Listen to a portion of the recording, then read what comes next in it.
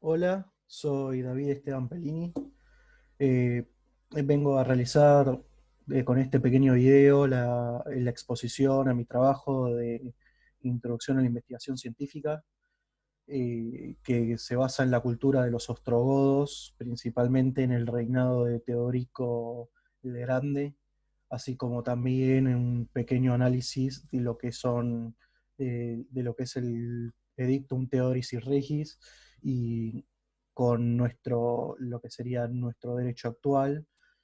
Eh, en esta exposición no me quiero sobreextender mucho sobre todo lo que explico en el TIC, sino que hay cosas que, si bien que quiero mencionar del TIC, principalmente lo que es el gobierno de Teodorico, y expandir un poco. No voy a explicar todo a detalle, voy a mostrar algunos, quiero mostrar un par de ejemplos de lo que son los edictos, cómo se complementan con las leyes romanas. Así que, dando inicio a esto, muestro lo que primero que quiero mostrar es esta pequeña imagen que muestra justamente lo que es el territorio del reinado ostrogodo. Como segunda imagen tenemos el reinado ostrogodo para Europa del año 526. Y esto es importante por una razón, que es que Teodorico el Grande muere en el año 526. Eh, Teodorico el Grande, primero que nada, comienza a gobernar en el año 493, lo que comienza a ser ahora el reino de Roma, el reino de Italia, perdón, eh, cuando él derrota a Odoacro. Y bueno, recibe básicamente de buena mano la aprobación del Imperio Romano de Oriente. Eh, Cuando él comienza a gobernar, encuentra que Italia estaba completamente destrozada por las antiguas batallas y los saqueos. Tanto es así que por la deforestación de las batallas, él inicia una política que se podría ver hoy como una política de medio ambiente, que es la reforestación.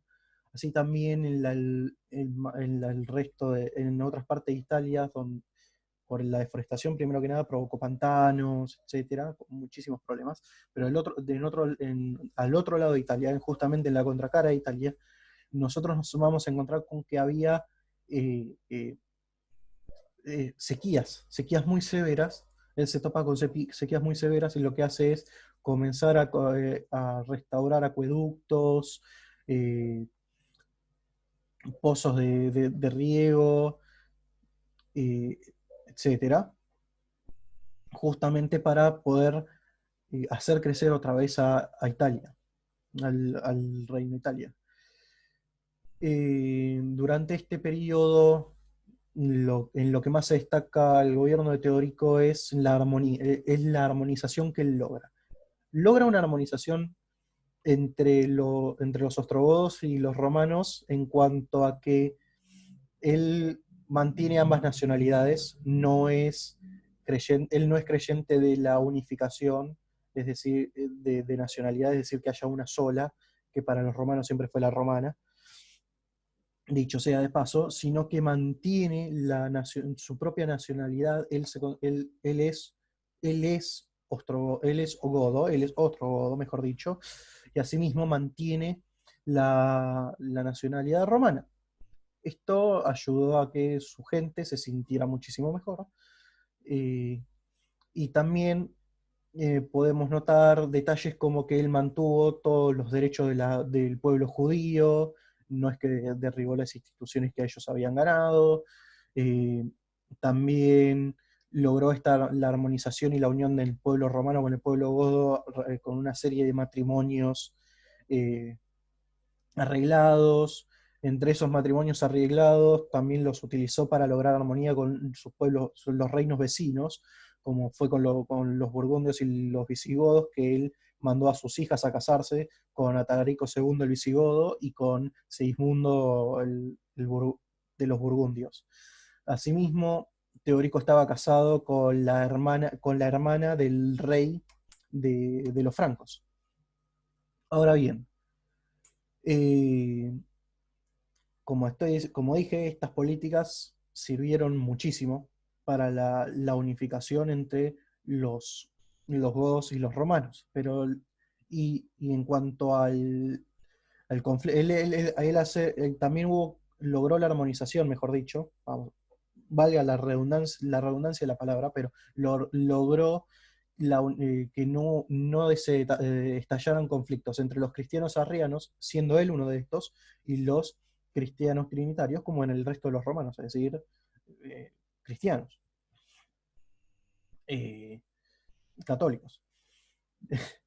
Eh, bueno, ahora bien, eh, para el año 526, Teodorico se lo comienza a considerar un tirano, porque ya para el año 520 él ya era muy anciano, estaba desgastado, mandó a ejecutar a sus personas más cercanas, comenzó a sufrir de una clara paranoia porque dejó de confiar obviamente en las personas cercanas y los mandó a matar.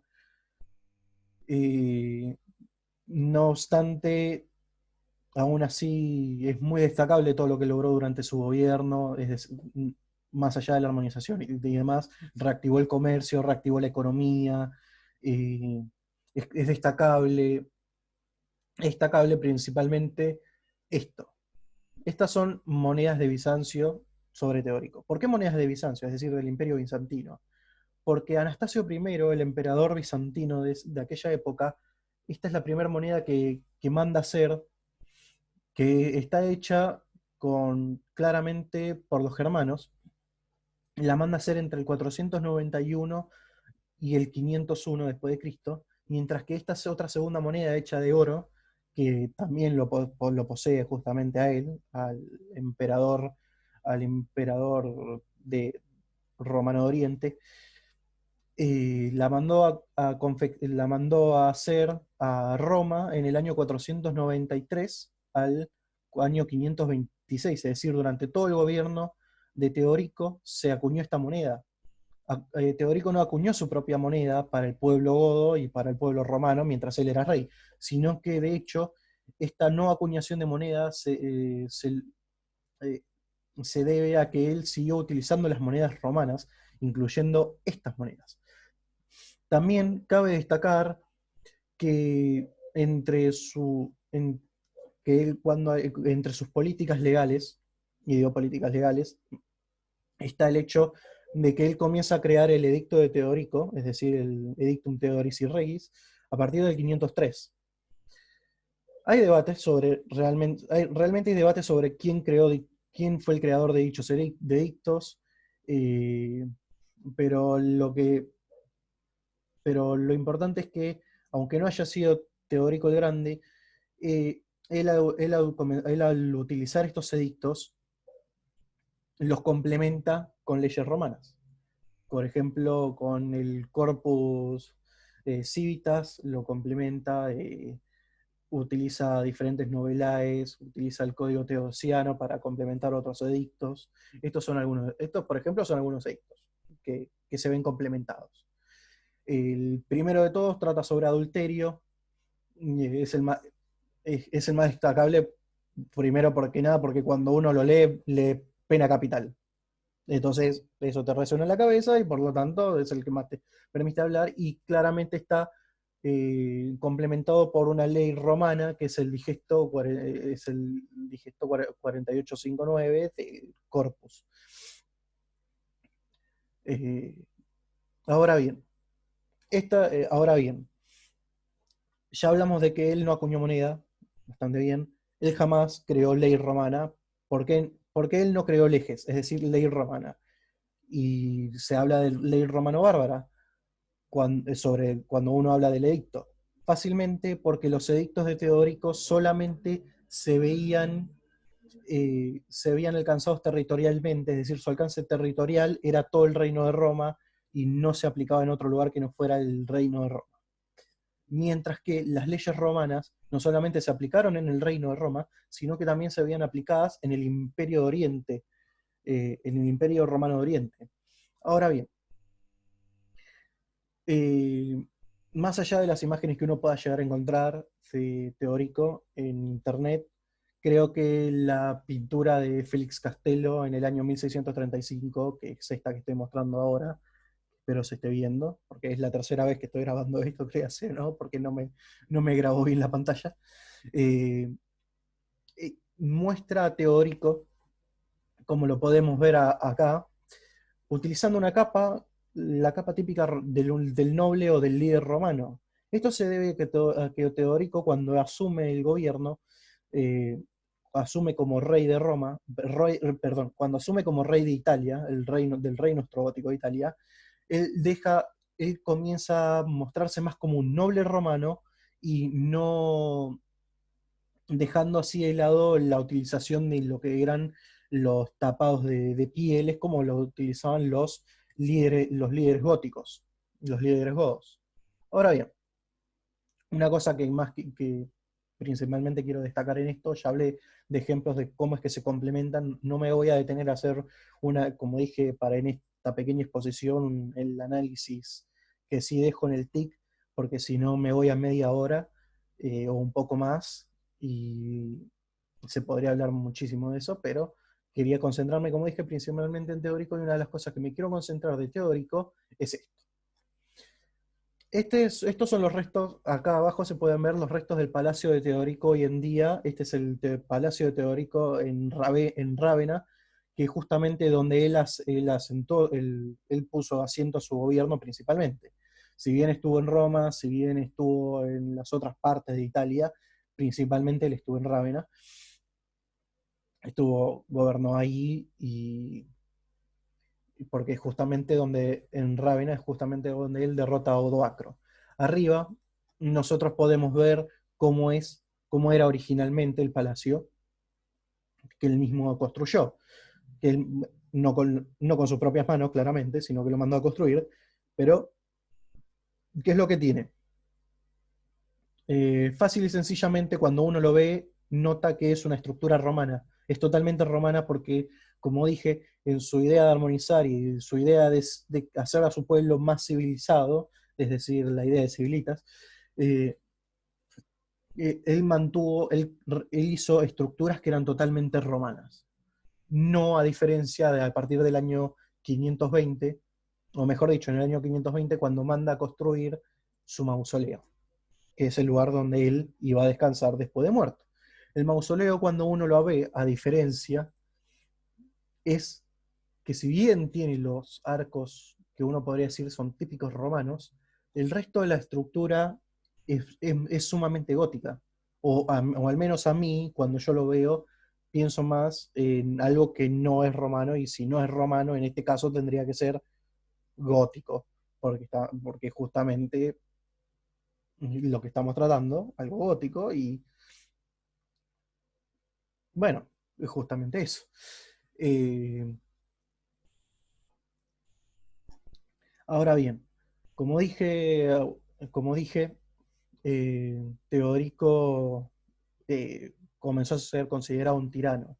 No obstante, la imagen de Teodorico es que deja en el resto de los reinos y también en el Imperio Bizantino Oriente es muy importante, en el sentido de que eh, mejor dicho, no es muy importante, es muy noble. La imagen que deja demuestra de alguien que era, aunque no se llamó a sí mismo emperador, la de un emperador. Y esto se ve cuando Procopio de Cesarea, que eh, es un historiador bizantino del siglo VI, expone sobre Teodorico, diciendo que él se había negado a aceptar la insignia y designación de emperador, sino que en cambio, a lo largo de toda su vida, optó por el título de Rex. El título de Rex es el título que los godos daban a sus líderes.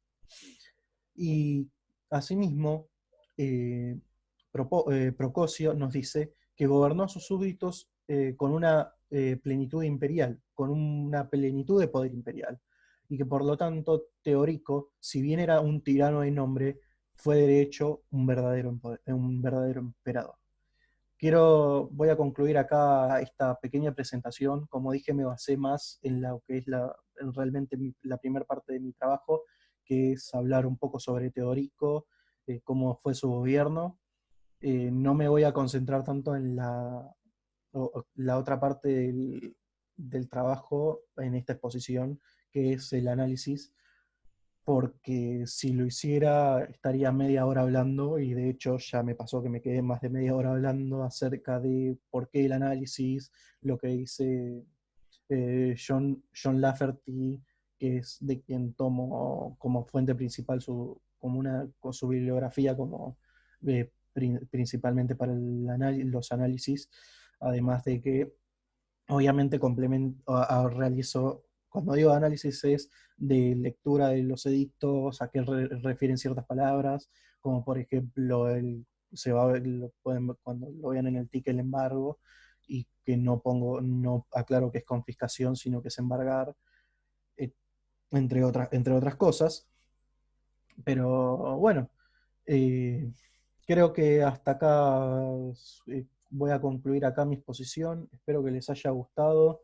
Es extraño exponer y haberme tenido que regrabar varias veces. Quizás en clase hubiera sido bueno porque a la gente le surgen preguntas y yo soy más una persona que le gusta tender a responder preguntas en clase y explicar más cosas, pero con un video es sumamente extraño.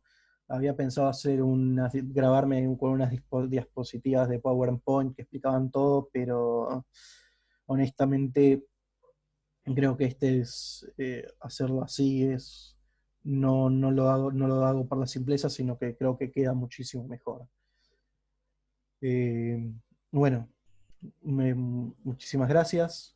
Con esto, como dije ya antes, concluyo. Lamento ser reiterativo, soy así. Me disculpo y buenas tardes.